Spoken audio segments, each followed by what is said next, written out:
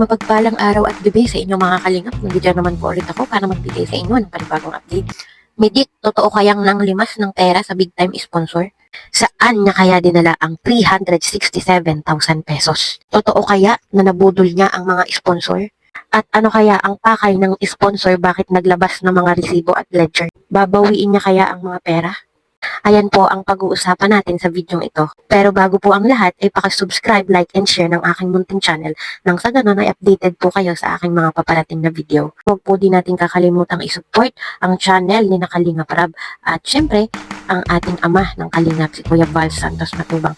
Kung hindi pa po kayo nakakapag-subscribe ay mag-subscribe na po kayo nang sa ganun ay makatulong pa po tayo sa mas nangangailangan. So ayun, paumanhin po at tayo makikisali. Tayo ay makikisaw-saw sa usaping ito. Totoo kaya talaga na nabudol ni Medit itong si Ma'am Anarita? Ano ba talaga ang totoong nangyari? Ano ang punot dulo ng pangyayaring ito? Bakit nagkakagulo? Naglabas si Ma'am Anarita ng mga resibo. Bakit? Dahil siya daw ay sinasabihan na walang ambag. At hindi lang yun, nagagatungan pa ng mga basher.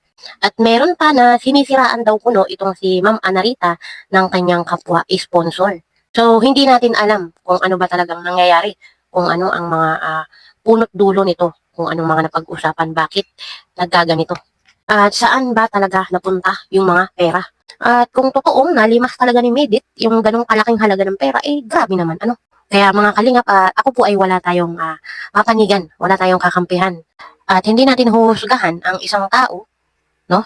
Na hindi natin alam kung ano ang totoong nangyari. Nag-live na si Ma'am Anarita, 'di ba? Nag-post na siya ng kanyang saloobin, 'di ba? Hintayin natin yung kay Medit, ano ba talaga ang totoong nangyari. Kasi sa akin ay mahirap magbigay ng opinion dun sa dalawa kung yung isa ay hindi pa natin naririnig yung side. Si Ma'am Anarita ay talaga namang big time sponsor, no? Hindi din naman ito maglalabas ng mga resibo, hindi ito magpo-post ng ganun kung walang ugat. Talagang may pinanggalingan, may pinanggalingan iyan. May puno yan, no? Kung may puno, di may dulo. Ano po? At itong si Ma'am Anarita ay simula noong March 3 ay nagpapadala na. Diba? Napakalaking blessing din naman talaga ni Ma'am Anarita kung ganun. At ito namang si Medit ay noon pa man ay talagang marami ng issue. So Medit, ano ba talaga, no? Ano ba? Ano ba talagang nangyayari? Kung totoo man na nilimas mo yung pera o nabudol mo si Ma'am Anarita, anong ginawa mo doon sa pera?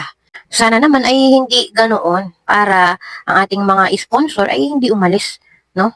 Itong mga issue ay hindi natatapos. So, kailan kaya matatapos itong mga issue, no? Mukhang hindi matatapos. So, pag natapos ang issue, kawawa din naman yung mga basher, no? Walang pag-uusapan. So, yun, balik po tayo kay Ma'am Anarita. Si Ma'am Anarita at saka yung asawa niya ay talagang tumutulong, sponsor talaga sila ng ating mga kalingap.